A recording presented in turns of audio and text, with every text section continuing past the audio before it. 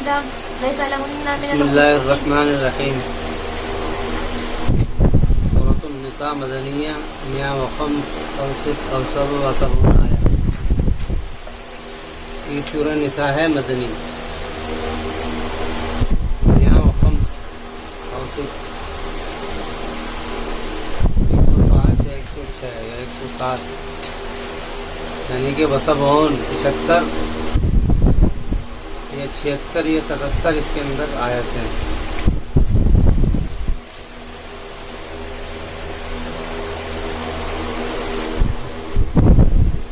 بسم اللہ الرحمن الرحیم۔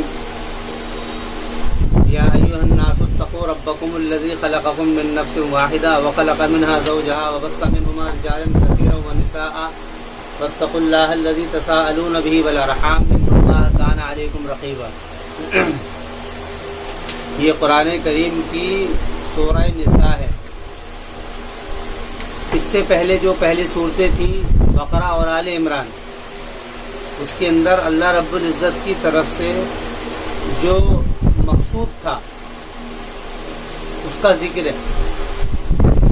دیکھیے اللہ رب العزت نے انبیاء علیہ الصلوۃ کے جب سلسلے کو جاری کیا ہے تو ان کے مقصود کو واضح کیا ہے۔ وہاں پر بات یہ ہے یتلو علیہم آیاتہ ویزکیہم ویعلمہم الکتاب والحکمہ، کہ وہ رسول ایسے ہیں یتلو علیہم آیاتہ، کہ ان کے اوپر اللہ کی آیتوں کو تلاوت کرتے ہیں، ویزکیہم اور ان کا تزکیہ کرتے ہیں، ویعلمہم الکتاب والحکمہ۔ یتلو علیہم آیاتہ سے مراد دعوت ہے، آیتوں کا تلاوت کرنا، یعنی کہ وہ نشانیاں بتانا، اللہ کے پیغامات، توحید کی دعوت ہے۔ یتلو علیہم آیاتی ویزکیہم، اور تزکیہ سے مراد وہ تزکیہ و تطہیر، یعنی کہ صفائی، ایمان و اخلاق کی، ایمان و اخلاق کی صفائی۔ ایمان و اخلاق کی صفائی اس طور پر کہ ایمان کی صفائی سے اللہ تعالیٰ کے عمل کی رغبت پیدا ہوتی ہے، اور اخلاق کی صفائی سے اللہ تعالیٰ کی طرف سے جو حقوق کے افعال دیے گئے ہیں اس کی طرف رغبت ہوتی ہے۔ تو اگر دیکھا جائے تو پہلی جو دو صورتیں ہیں وہ بالکل عین اس کے مطابق تھیں، یتلو علیہم آیات کی، وہاں پر یہی بات تھی۔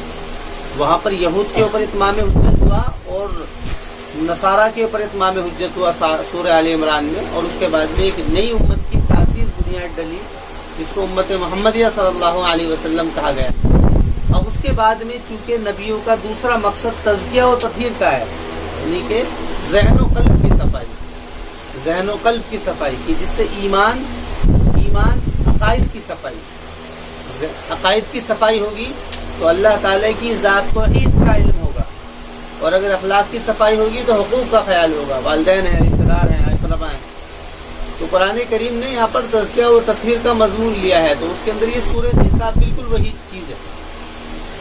سورہ نساء کی صورت کے اندر اگر اس کو شروع سے دیکھا جائے اور آخر تک دیکھا جائے تو یہ وہ سورہ ہے، واحد یہ سورہ ہے کہ جس کے اندر عورتوں کے مضامین کو، اس کے حقوق کو، اور خصوصاً ایک رشتہ ہے جو کہ انسانوں کے درمیان میں قائم رہتا ہے، وہ رشتہ ہے میاں بیوی کا۔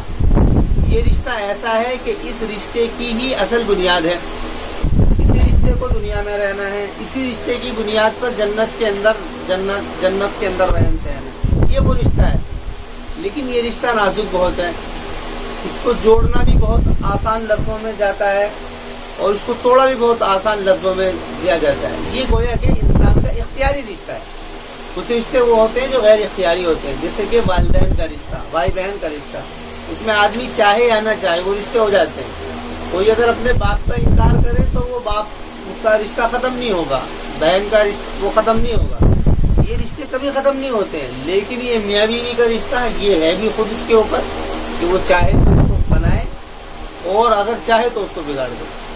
اس لیے کمزور، جو سب سے کمزور جو ہے صنف نازک جس کو کہا جاتا ہے، جس کو عورت کو صنف نازک کہا جاتا ہے، یعنی کہ نازک کا مطلب کیا ہے؟ کمزور۔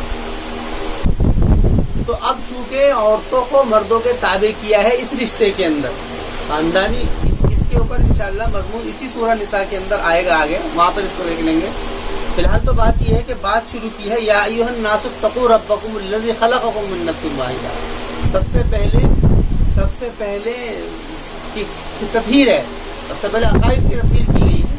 یا ایھا الناس اتقوا ربکم، یہاں پر لفظ ناس کہہ کر کے اس طرف اشارہ ہے، گویا کہ یہاں پر یہ خطاب عام ہے، یہ خطاب عام ہے، یہ کسی اس کے لیے تخصیص نہیں ہے. مسلمان اور غیر اسلام اور غیر اسلام کی کوئی تخصیص نہیں ہے، یہ خطاب عام ہے. یا ایھا الناس اتقوا ربکم الذی خلقکم من نفس واحدہ، اے لوگوں ڈرو تم اپنے اس رب سے کہ جس نے تم کو پیدا کیا ہے ایک ہی نفس سے. اتقوا ربکم الذی، کہ تم ڈرو. یہ تقوی کا لفظ کیا ہے؟ یہ اپنے سیاق و سباق اس کے معنی طے کرتے ہیں تقوی. تو یہاں پر ڈرنے سے مراد کیا ہے؟ ڈرنا. یہاں سے یہ اسی خوف کے معنی میں ہوا ہے. یا ایھا الناس اتقوا، یعنی کہ جب اس رب کا خوف ہوگا جس نے تم کو پیدا کیا ہے، تو پھر انسان ان رشتوں کی بھی نبھانے کا خیال کرے گا جو رشتے اس نے بنائے ہیں.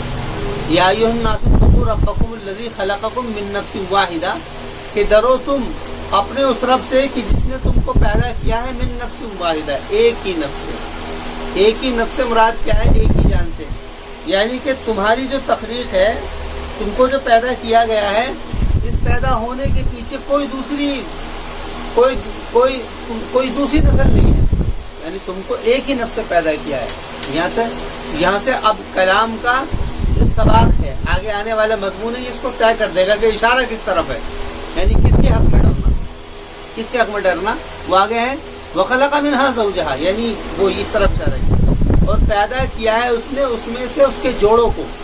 یعنی یہاں پر ڈرنا کس کے یعنی کس میں ڈرنا، یعنی کہ اپنے جوڑوں یعنی عورتوں کے بارے میں اللہ سے ڈرا جائے. یہ اس طرف اشارہ ہے. یا ایھا الناس اتقوا ربکم الذی خلقکم من نفس واحدہ، اور من نفس واحدہ کہہ کر اس طرف اشارہ کیا ہے کہ یہ تو تمہارے اندر سے ہے، یعنی کہ یہ کوئی الگ مخلوق نہیں ہے عورت، یہ تمہارے میں. بہت تفصیلی مضمون اس سورہ کے اندر عورتوں کے لیے ہے کہ یہ تمہارے میں سے ہے. وَخَلَقَ مِنْهَا، اصل میں ہوتا یہ اس طرف بھی اشارہ ہے. عربوں میں ایسا ہوتا تھا کہ عربوں میں عورتوں کی کوئی حیثیت نہیں تھی.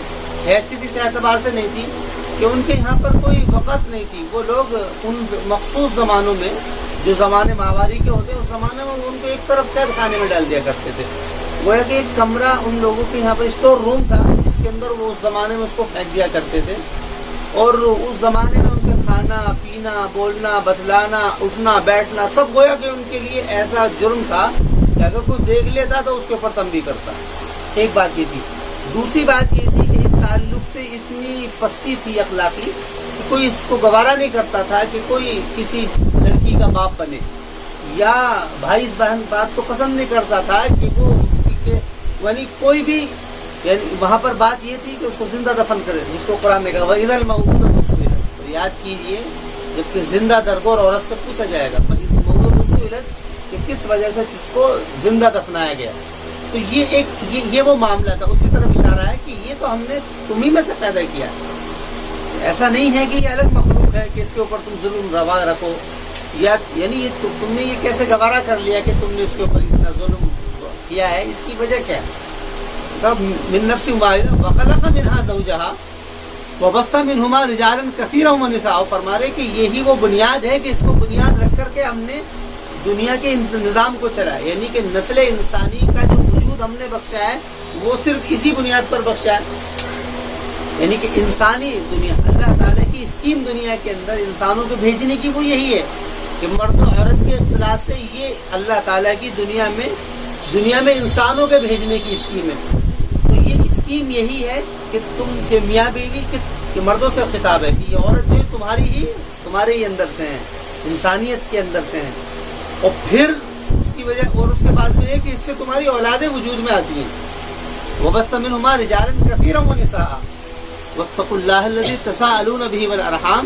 اور ڈرو تم اللہ تعالیٰ سے ان لوگوں کے بارے میں جو کہ سوال کرتے ہیں، تساءلون بِهِ کہ سوال کرتے ہیں جس کی وجہ سے، والارحام اور ارحام سے مراد وہ رشتے ہیں جو کہ قریبی رشتے ہیں، جن کو خاندانی رشتے یا نسبی رشتہ کہا جاتا ہے. نسبی رشتہ جن کو کہا جاتا ہے، یہاں تو پہلے سے وہ رشتہ مراد تھا جو ازدواجی رشتہ تھا، جس کو یعنی کہ ایک تو نسب ہوتا ہے ایک سہرورت ایسی کوئی لفظ ہے جس کو سسرالی رشتہ کہا جاتا ہے. تو نسب خاندانی رشتہ جو باپ کی طرف سے چلتا ہے، اور یعنی کہ ایک رشتہ وہ ہوتا ہے جو بیوی کی طرف سے چلتا ہے، وہ سسرالی رشتہ، عربی کے لیے اس کا لفظ آتا ہے.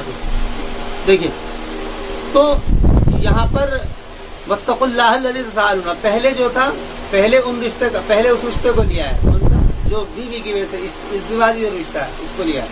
اب یہاں سے دوسرا رشتہ جو ہے، یہاں سے رشتہ ایک خاندانی رشتہ ہے.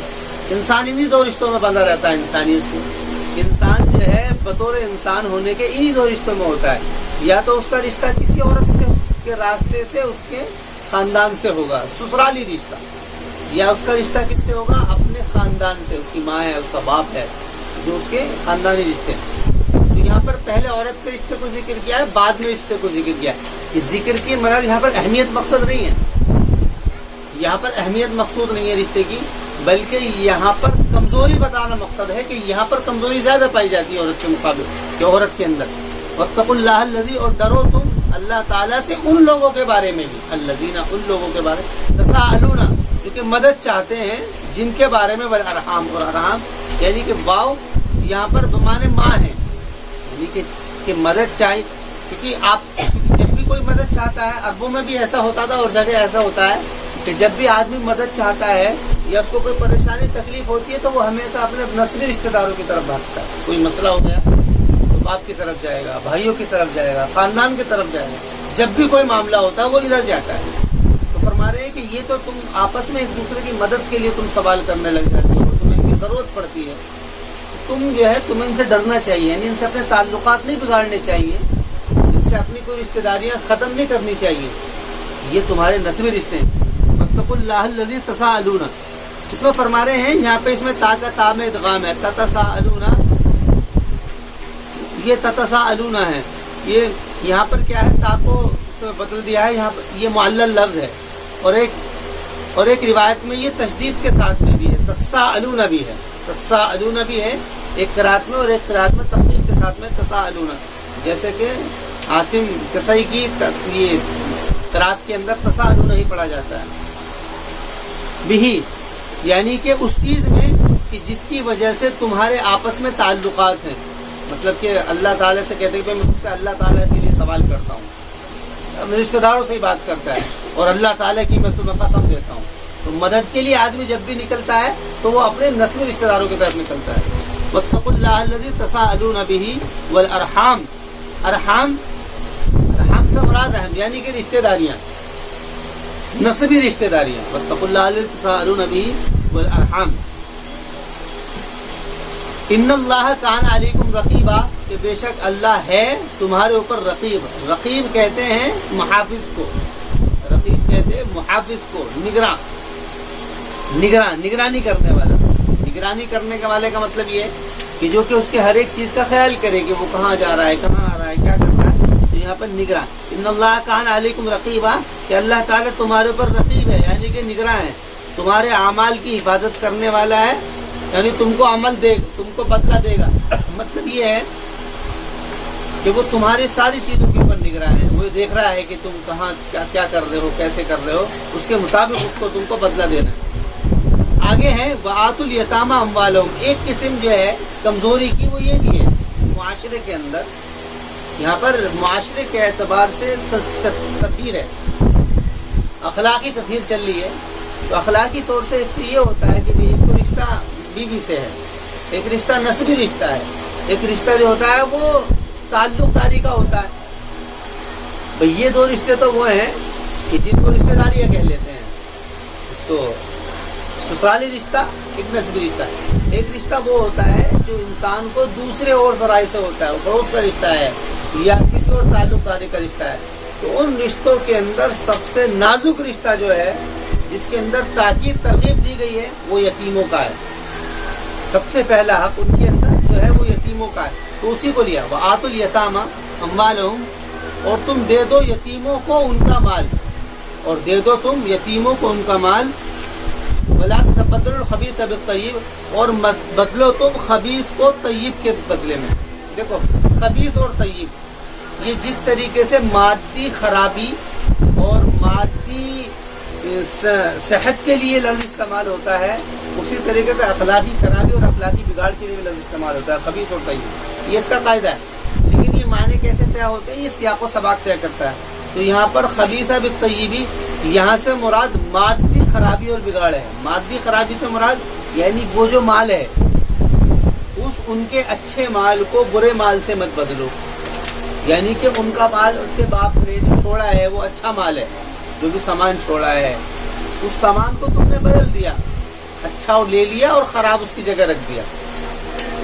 کیونکہ اس کے اوپر بھی بہت ظلم ہوتا ہے، اس قسم کے اوپر، یتیم کے اوپر، کیونکہ وہ بچہ ہے، اس کو بھی اس کا شعور نہیں ہے، باپ مر گیا ہے، کوئی آگے پیچھے ہے نہیں، اس لیے لوگوں سے کہا یہ معاشرتی اعتبار سے یہ لوگوں کی ذمہ بات ہے، اور یہ کسی ایک واحد آدمی کو یہ خطاب نہیں ہے، یہ قرآن کریم نے عموم خطاب کے اندر عموم کیا ہے، یعنی یہ سب کے لیے حکم ہے کہ وہ یتیموں کا مال دیں، وآتوا الیتامی اموالہم ولا تتبدلوا الخبیث بالطیب، اور نہ بدلے خبیث کو طیب سے۔ خبیث سے مراد یعنی کہ برے مال یعنی کہ اچھے مال سے برے مال کو نہ بدلیں، ایسا نہ کریں۔ بالطیب یعنی کہ جیسا کہ کیا جاتا ہے کہ عمدہ مال کو لے لیا جاتا ہے یتیم کے مال میں سے، اور ردی کو اس کے مال میں یعنی کہ اس کی جگہ رکھ دیا جاتا ہے۔ لا تتبدلوا الخبیث بالطیب ولا تاکلوا اموالہم الی اموالکم، اور مت کھاؤ تم ان کے مال کو اپنے مال کی طرف۔ یہاں پر اموالہم، اور مت کھاؤ تم ان کے مال کو، یہاں پر تمام ضمن یہ کیا ہے، یہ محذوف ہے، مضموم ملا کر کے، اور مت کھاؤ تم ان کے مال کو ملا کر کے اپنے مال کی طرف۔ انہ کان حوبا کبیرا، یہ گویا کہ یہاں پر اس کو محذوف کر کر کے یہ ایک بلاغت کا پہلو ہے، گویا کہ کلام کی طرف التفات مقصود ہے۔ یہاں پر مطلب یہ ہے کہ مت کھاؤ تم یعنی اپنے مال کی طرف ملا کر کے، اصل بات یہ تھی کہ اپنے مال میں مت ملاؤ، اشارہ اس طرف تھا کہ اپنے مال میں ان کا مال مت ملاؤ، اس لیے ولا تاکلوا اموالہم کے بعد میں سیدھا الی اموالکم کہہ دیا، ولا تاکلوا اموالہم الی اموالکم انہ کان حوبا کبیرا۔ دو ہی طریقے ہوتے ہیں، ایک طریقہ تو یہ ہوتا ہے کہ اس کے مال کے اندر نقصان پہنچانے کا، کہ اس کا اچھا مال لے لیا جائے اور خراب مال اس کو دے دیا جائے، ایک تو طریقہ یہ ہوتا ہے۔ دوسرا طریقہ یہ ہوتا ہے کہ بھئی چوری یعنی اس کا مال ہی کھا لیا، اس کا مال ہی اڑا دیا، وہاں سے ختم کر دیا۔ یہی دو طریقے ہوتے ہیں، یا تو دھوکہ دیتے ہیں، دوسرے کو نقصان پہنچانے کے لیے دھوکہ دیا جاتا ہے، اس کا اچھا مال لے لیا، برا اس کو دے دیا۔ یا پھر طریقہ یہ ہوتا ہے کہ چوری کر لی جاتی ہے، چوری کر لی جائے، یا وہ یتیم ہے اسے کیا پتا کہ کون کھا رہا ہے کیا کر رہا ہے۔ تو یہی دو طریقے ہیں قرآن نے ذکر کیا۔ ولا تاکلوا اموالہم الی اموالکم انہ کان حوبا کبیرا، تو قرآن کریم کہتا ہے کہ یہ ایک بڑا گناہ ہے، انہ کان حوبا کبیرا، کہ بے شک یہ بڑا گناہ ہے۔ یہ حوب اصل میں عربی کا ایک لفظ ہے، یہ عرب لوگ اس کو استعمال کرتے ہیں۔ یہ حوب یہ اصل میں جیسے کہ ہمارے یہاں پر اردو میں کہہ دیتے ہیں کہ یہ تو وبال ہے، وبال کہہ دیا جاتا ہے، یا بہت بڑی یعنی کہ ناگوار چیز ہے، جو بڑی ناگوار چیز ہے اس کے لیے عربی کے اندر حوب کا لفظ ہے۔ اس کا مطلب یہ ہے، اس کے معنی کچھ بھی کیے جا سکتے ہیں۔ کچھ سے مراد یعنی کہ ایسے معنی کیے جائیں گے کہ جس سے کیا ہے، یعنی کہ اس کی اہانت، اس کام کی یتیم کے مال کے اچھے کی جگہ خراب رکھنا یا کھا جانا، اس کی اہانت پیدا ہو سکتی ہے۔ یہ تو بہت بری بات ہے، وبال کی بات ہے، یہ تو بڑی بری بات ہے۔ اس طریقے سے انہ کان حوبا کبیرا، انہ کان حوبا کبیرا، تو یہ بات ہے۔ اس کے شان نزول میں بات یہ ہے کہ جب یہ مسئلہ ہوا کہ یتیموں کے بارے میں یہ بات آئی کہ بھئی یتیموں کے اندر اتنی زیادہ احتیاط کی ضرورت ہے، تو بعض لوگوں کو یہ احتیاط بڑی مشکل معلوم ہوئی، اور اس احتیاط کے اندر ان کو یہ بڑا مسئلہ معلوم ہوا کہ یہ تو بڑی مشکل ہو جائے گی۔ تو اس کے بعد میں یہ آیت آئی، وَإِنْ خِفْتُمْ أَلَّا تُقْسِطُوا فِي الْيَتَامَىٰ فَانكِحُوا مَا طَابَ لَكُم مِّنَ النِّسَاءِ مَثْنَىٰ وَثُلَاثَ وَرُبَاعَ۔ اب قرآن کریم نے ایک تجویز دی ہے، قرآن کریم نے ایک تجویز پیش کی ہے۔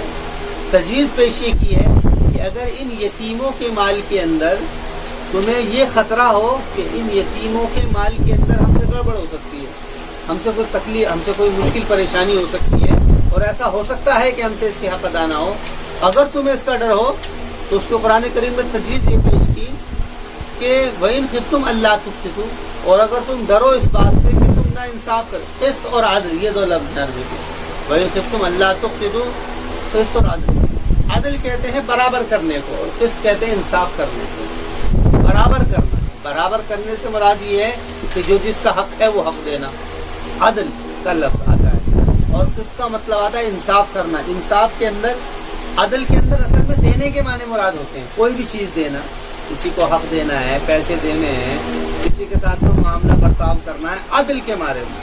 تو دیکھو قرآن کریم نے جب بھی حکومت کے لیے استعمال کیا تو عدل کا، ان اللہ یامرکم بالعدل، کہ اللہ تعالیٰ تمہیں حکم دیتا ہے، وہ قرآن میں ہے کہ اللہ تعالیٰ تم کو حکم دیتا عدل کرنے کا، یعنی یہاں سے مراد کون لوگ ہیں؟ حکما، کہ تم برابری کا برتاؤ کرو، ہر کسی کو برابر دو۔ عدل کا لفظ آتا ہے وہ دینے کے معنی میں، کوئی چیز خیر کرنی ہے، کوئی امداد کرنی ہے، کوئی صدقہ کرنا ہے، یا کسی چیز کو کچھ دینا ہے تو وہاں پر یہ لفظ آتا ہے۔ اور قسط کا لفظ آتا ہے، اس میں یہ دونوں چیزیں عام ہوتی ہیں، دینے میں بھی برابری کرنا اور ایک دوسرے کو سمجھنے بھی تو ہوتا ہے نا، ذہن سے کسی کو اہمیت دینا ہے، ایک آدمی کو اہمیت دی جا رہی ہے، ایک کو نہیں دی جا رہی ہے، یہ کیا ہے؟ قسط نہیں ہو رہا ہے، یہ قسط نہیں ہے، اہمیت کم دی جا رہی ہے، پیسے دونوں کو برابر دیے، 10-10 روپے دونوں کو دیے گئے، لیکن اہمیت ایک کی زیادہ ایک کی کم ہے۔ یہ لفظ جب یہ معاملہ ہوگا تو اس کے لیے قسط کا لفظ آئے گا، تو سمجھ میں آ گیا یہ قسط اور عدل کا فرق ہے۔ یہاں پر لفظ ہے وَإِنْ خِفْتُمْ أَلَّا تُقْسِطُوا، کہ اگر تمہیں ڈر یہ ہو کہ تم قسط نہیں کر سکو گے، قسط کا مطلب یہ ہے کہ تم ان کی اندر اس بات کو نہیں سمجھ سکو گے، اس بات کو، ان کی اہمیت میں تمہارے اندر کمی کا خطرہ ہو، جس کا نتیجہ یہ نکلے کہ تم ان کو کیا ہے، ان کے ساتھ میں عدل نہ کر سکو، یہ نتیجے کے طور پر عدل نکلے گا۔ تو فرما رہے ہیں اگر ایسا ہو تو فَانكِحُوا مَا طَابَ لَكُم مِّنَ النِّسَاءِ مَثْنَىٰ وَثُلَاثَ وَرُبَاعَ، تو تم نکاح کر لو فَانكِحُوا مَا، تو تم نکاح کر لو ان سے، طَابَ لَكُم، جو کہ تمہیں اچھی لگے، مِّنَ النِّسَاءِ عورتوں میں سے، مَثْنَىٰ وَثُلَاثَ وَرُبَاعَ، 2 ہوں اور 3 ہوں اور 4 ہوں، فَإِنْ خِفْتُمْ أَلَّا تَعْدِلُوا فَوَاحِدَةً، اور اگر تم ڈرو اس بات سے کہ تم عدل نہ کر سکو گے، فَوَاحِدَةً، تو ایک۔ دیکھیے پہلا لفظ قسط ہے، بعد میں عدل ہے، اس کو بھی سمجھیں گے، پہلے یہ دیکھیے اس میں مسئلہ یہ ہے۔ اچھا، اس آیت کے مطابق 2 خیالات ہیں، دو نظریات ہیں جو کہ پیش کیے گئے ہیں۔ ایک نظریہ تو یہ ہے کہ بعض لوگوں نے یہ بات کی ہے کہ تعدد ازواج کا جو مسئلہ ہے، یعنی کہ تعدد ازواج کا مطلب 1 2 3 4 عورتوں سے نکاح کرنا، تعدد ازواج کا جو مسئلہ ہے، بعض لوگوں نے کہا ہے کہ تعدد ازواج کا مسئلہ یہ یتیموں کی ضرورت کے پیش نظر حکم دیا گیا ہے، یتیموں کی ضرورت کے پیش نظر۔ یتیموں کی ضرورت کے پیش نظر کیسے؟ کوئی یتیم ہے، یتیمہ عورت ہے، یتیمہ، اس کے ساتھ میں یا تو یتیم بچے، اس کے ساتھ میں اس کی ماں ہوگی، اس کے ساتھ میں اس کی ماں ہوگی، تو اس کی ماں سے نکاح کیا جائے تاکہ جو اس کے بچے ہیں وہ یتیم، ان کی پرورش صحیح ڈھنگ سے ہو سکے۔ ایک تو بات یہ، دوسری بات یہ کہ یا پھر وہ یتیمہ ہی ایسی ہو کہ یعنی کہ وہ بلوغت کے قریب ہو تو اس سے خود نکاح کیا جائے یا اپنے کسی اولاد کا کرایا جائے، تو یہ بہرحال خود ہو یا اولاد سے کیا جائے یا کسی سے بھی، بہرحال کسی مرد سے بھی نکاح ہوگا، وہ کوئی بھی ہو سکتا ہے، وہ خود بھی ہو سکتا ہے، اس کی اولاد بھی ہو سکتی ہے، اس کے علاوہ دوسرا بھی ہو سکتا ہے۔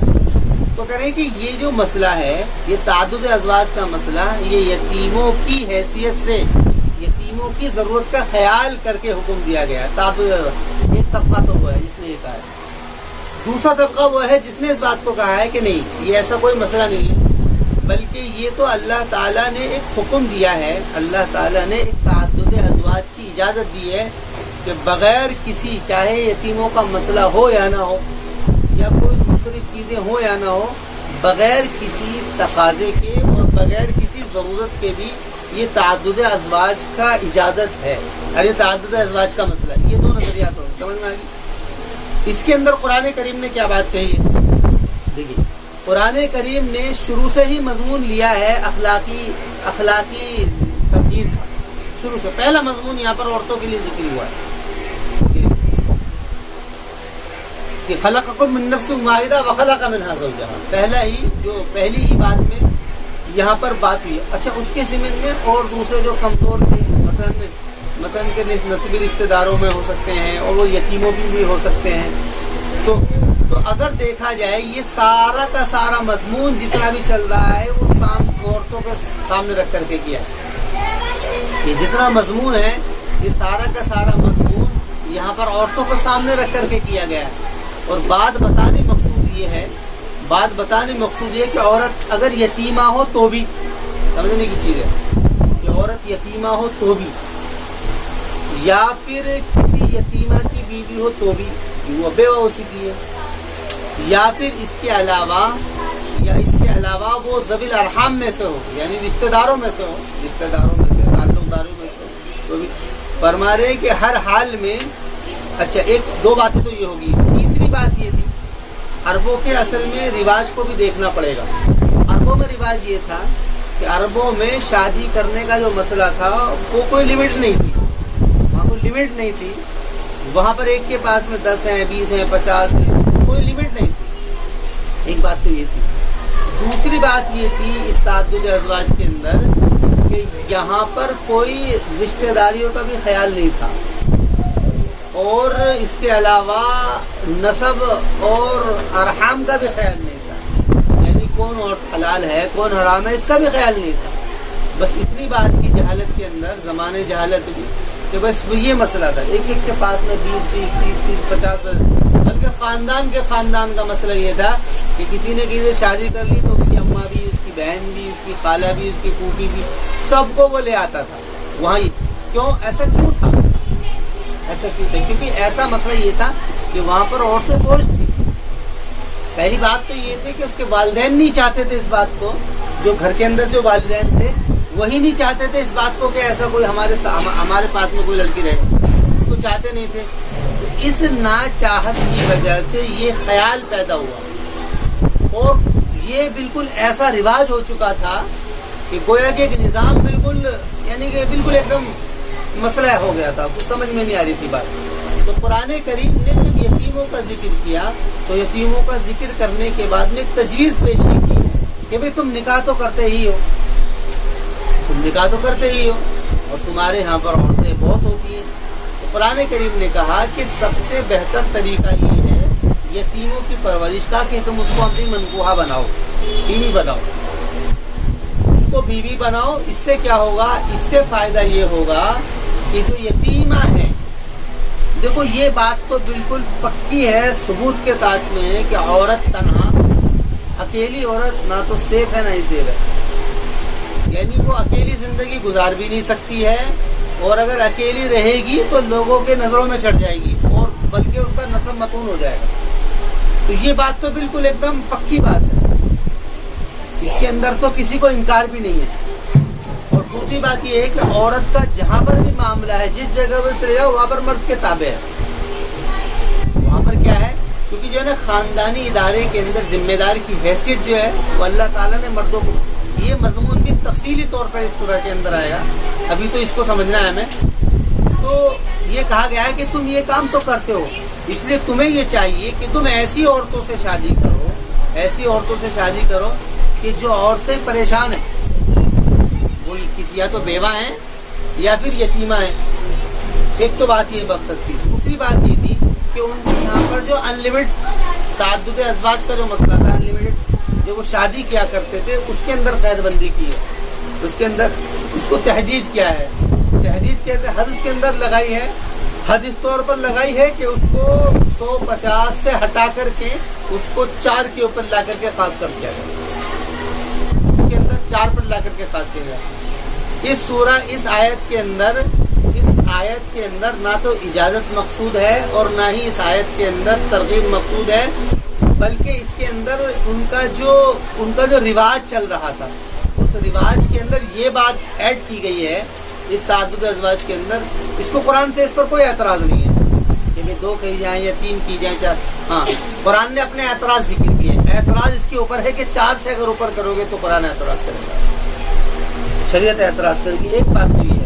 दूसरी बात ये है कि जब तुम कर ही रहे हो तो ऐसी औरतों से करो जो कि परेशान आ रही। तो ये इस तरफ इशारा कुरान करीम ने किया है, इस तरफ कि वला ताक बात शुरू की है वही तुम अल्लाह तुक़सितु फिल यतामा। देखो इसकी दलील क्या है, इसकी दलील कुरान ने जिक्र की है। और अगर तुम्हें डर हो इस बात का कि तुम किस्त नहीं कर सकोगे यतीमों के बारे में, तो फनकिहू मा ताबा लकुम, तो तुम निकाह कर लो उन औरतों से जो तुम्हें अच्छी लगे। देखो यहाँ पर इसका ख्याल किया गया है। असल में ये मियाँ बीवी का जो रिश्ता है इसकी बुनियाद किसके ऊपर टिकी है। इसके अंदर जहाँ पर दूसरी चीजें हैं, सहारा देने का मसला है, परेशानी ख्याल करने का मसला है, इसके अंदर बुनियादी तो ताल्लुक है। इन दोनों के अंदर बुनियादी ताल्लुक जो है वो क्या है, मोहब्बत है। आपसी ताल्लुक की बुनियाद मोहब्बत है। इसीलिए इस्लाम ने इस ताल्लुक के खत्म करने की कोई वजह नहीं जिक्र की। इस ताल्लुक को खत्म होने पर यानी कमेंट बहुत किए हैं, उसके ऊपर वहीदें की हैं कि ये सही नहीं है ये, लेकिन कोई वजह जिक्र नहीं की है। जितने भी मज़ाहिब हैं उन मज़ाहिब के अंदर सिर्फ यहूद एक ऐसा मजहब है जिसने तलाक की एक ही वजह जिक्र की है, और वो कहते हैं कि औरत जब फाहिशा हो जाए, फाहिशा का मतलब ये है कि वो ऑन स्पॉट जिना करे, बिल्कुल यानी खुल्लम खुल्ला, तो उन्होंने कहा कि इस सूरत में शौहर के जायज़ है कि वो तलाक दे दे। इस्लाम में कोई भी वजह नहीं। क्यों? क्योंकि उसने इस ताल्लुक की बुनियाद जो है मोहब्बत के ऊपर रखी। अगर ये मोहब्बत कायम रहेगी तो ये एक दूसरे का ख्याल भी करेंगे, एक दूसरे की जरूरत को भी समझेंगे। ये औरत अपनी इज्जत का भी ख्याल करेगी, अपनी सारी चीज़ों का ख्याल करेगी। लेकिन अगर ये मोहब्बत हट गई तो फिर ये ना तो अपनी इज्जत का ख्याल करेगी, ना नस्ब का ख्याल करेगी, किसी चीज़ का ख्याल नहीं करेगी। हत्ता कि जो आने वाली जो नस्ल है वो मतून हो जाएगी। उससे कहेंगे कि भी तेरी अम्मा तो ऐसे थी और तेरा ऐसा मसला था, तो सारी नस्ल मतून हो जाएगी। इसलिए यहाँ पर कोई बुनियाद नहीं करार दी है सिवाय मोहब्बत के। तो इसलिए इस चीज़ को यहाँ पर लिया है कि इस जज्बात में तुम ऐसे मत हो जाना, यतीमों की परवरिश को लेकर के तुम ऐसे मत हो जाना कि तुम किसी ऐसी औरत से भी शादी कर जाओ कि जो तुम्हें अच्छी ना लगे। बहुत ध्यान से समझने की बात है। तो मैं ताबा का लफ्ज़ जिक्र किया, फनकिहू मा ताबा लकुम, तो तुम निकाह करो उन औरतों से ताबा लकुम जो कि तुम्हारे अच्छी लगे या जो तुमको अच्छी हो मिनन निसाई औरतों में से। इसको बुनियादी तौर पर दिया। क्यों? क्योंकि ये ताल्लुक 1-2 दिन के लिए नहीं कायम किया गया है।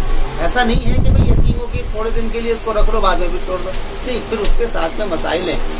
उसका जो है फिर उसकी क्या हैसियत रह जाती है। अगर वो तुम्हारी बीवी बन गई तो फिर उसकी हैसियत तो खत्म हो जाती है पहले के मुकाबिल में। तो फरमाने कि उसके अंदर इस चीज का गौर करो, माताब अलकुम मिन निसाई, मसना 2 भी हो सकती हैं, 3 भी हो सकती हैं, 4 भी हो। ये हद लगा दी। ये क्या है? हद लगा दी है। अच्छा, इसी को अगर देखा जाए सारी दुनिया का अगर तुम मुताला करोगे तो दुनिया के अंदर सिर्फ हिंदुस्तान एक ऐसा मुल्क है जिसमें अंदर मर्दों की तादाद से औरतों की तादाद कम है। सिर्फ हिंदुस्तान एक ऐसा मुल्क है। गालिबन 80% मर्द हैं और 100 अगर आदमी है तो 80 औरतें, यानी औरतें कम है आदमी ज्यादा है हिंदुस्तान के अंदर देखा जाए। उसकी वजह भी है। उसकी वजह भी बहुत सारे लिटरेचर के अंदर और अखबार के अंदर आए। हिंदुस्तान के अंदर कुछ ऐसी जगहें हैं कि जहाँ पर खास तौर पर लड़कियों को कत्ल किया जाता है इस तरीके से, पेट के अंदर, माओ के पेट के अंदर। बल्कि साउथ के अंदर तो केरल के इलाके में एक ऐसे अस्पताल भी है जहाँ पर यही काम होता है और भारी तादाद में होता है और सबकी नज़र में होता है, लेकिन उसके ऊपर कोई एक्शन नहीं है। बाकी जितने भी ममालिक हैं सारे मुल्कों का मुताला किया जाए तो औरतों की तादाद ज्यादा है मर्दों के मुकाबले में। एक बात को ये समझ लीजिए। दूसरी बात ये है कि मौत की कसरत मर्दों में ज्यादा है, औरतों में कम है।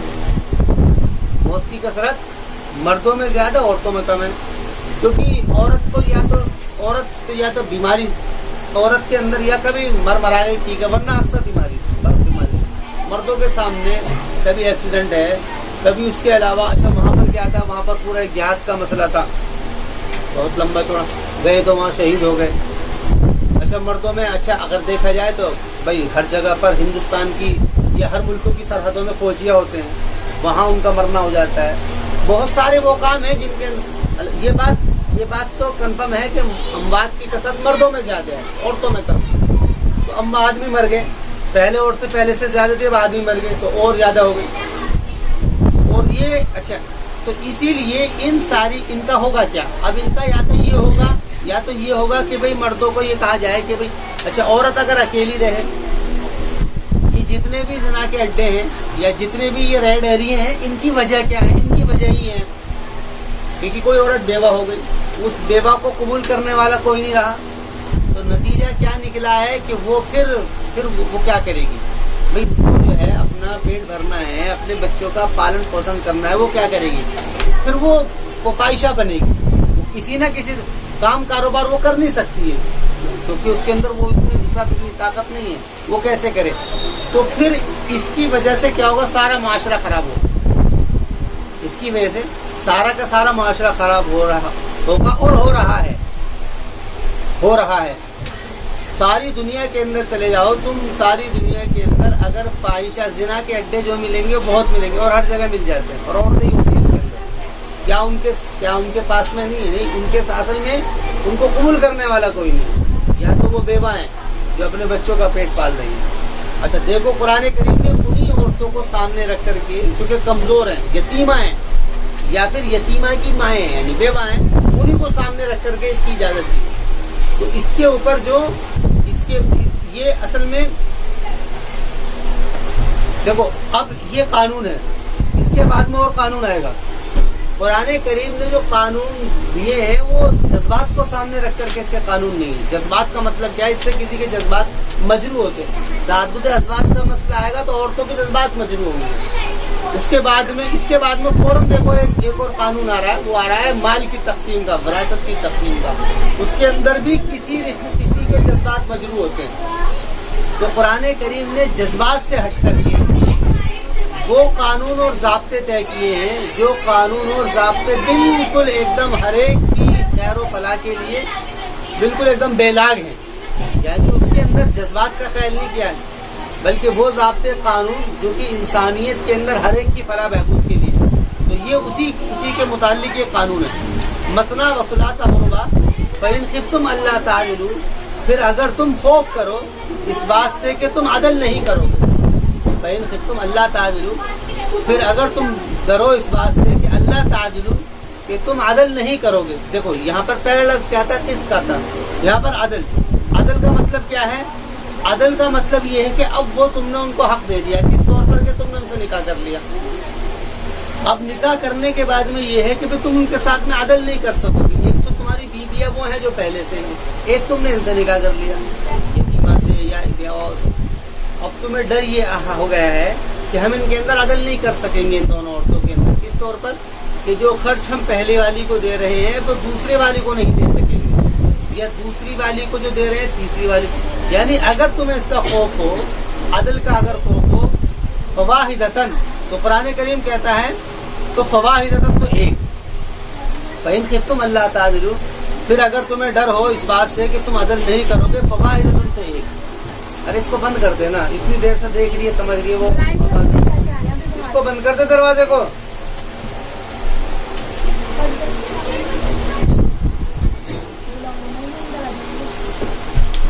بند کر دو دروازہ.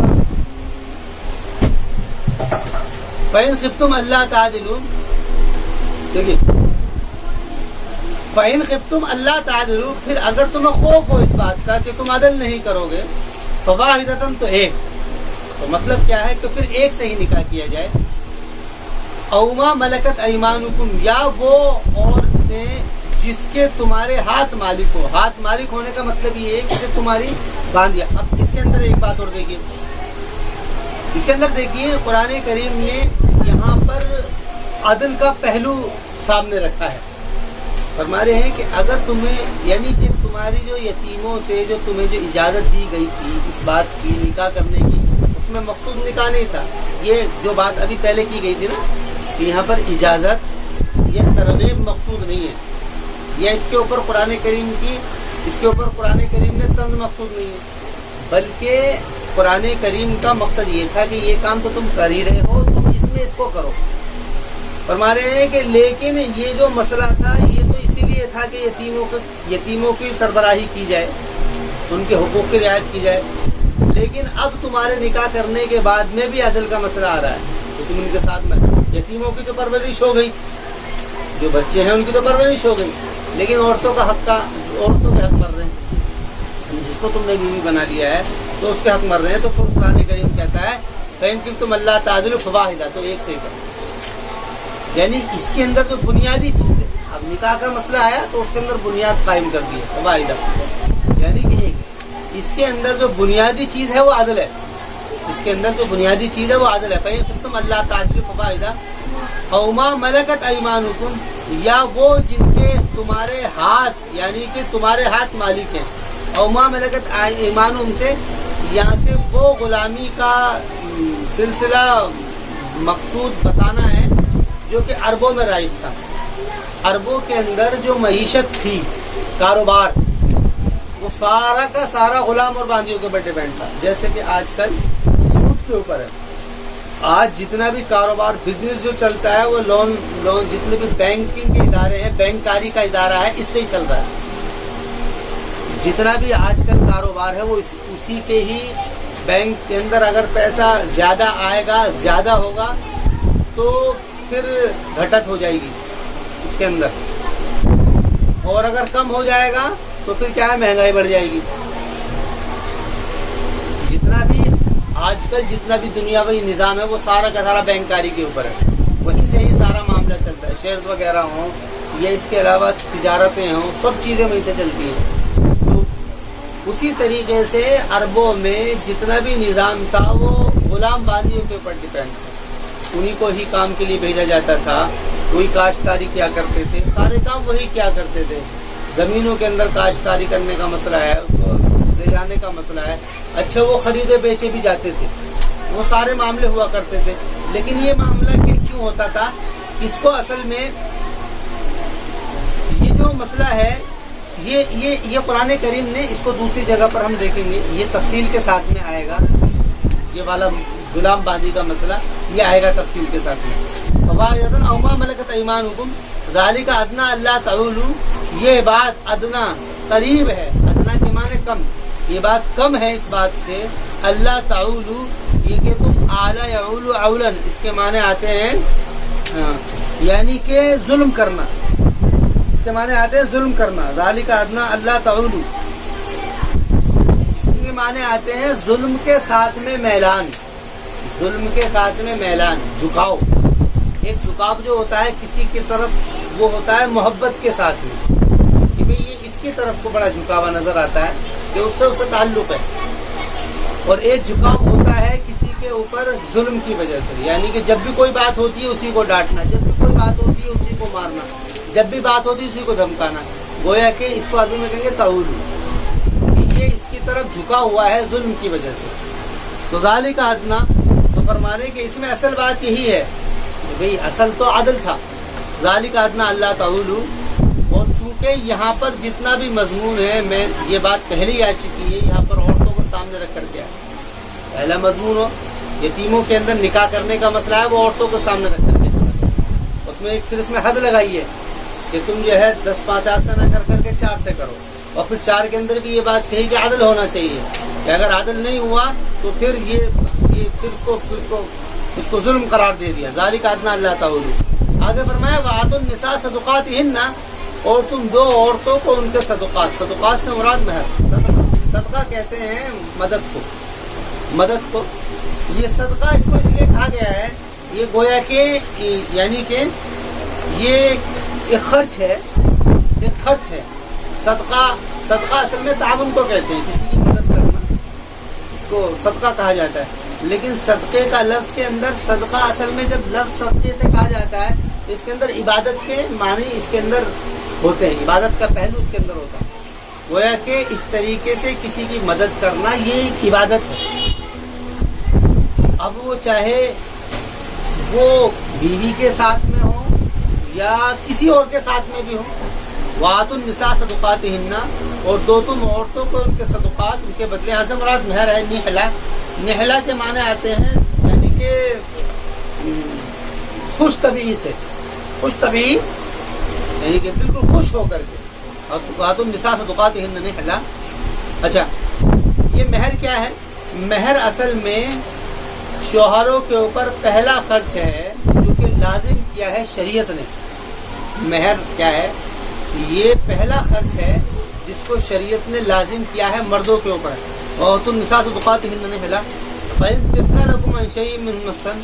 پھر اگر وہ چاہیں تمہارے لیے کچھ ان میں سے فإن طبن لكم عن شيء منه نفسا فكلوه. یعنی کہ اگر وہ عورتیں فإن طبن پھر اگر وہ تمہارے لیے چاہیں, طبنا یعنی کہ وہ چاہت کرے تمہارے لیے اس طور پر کہ وہ تم سے لینا, مہر لینا, یا لیں تو کم لیں یا ساری ہی لوٹا دیں, کوئی بھی طریقہ ہو سکتا ہے.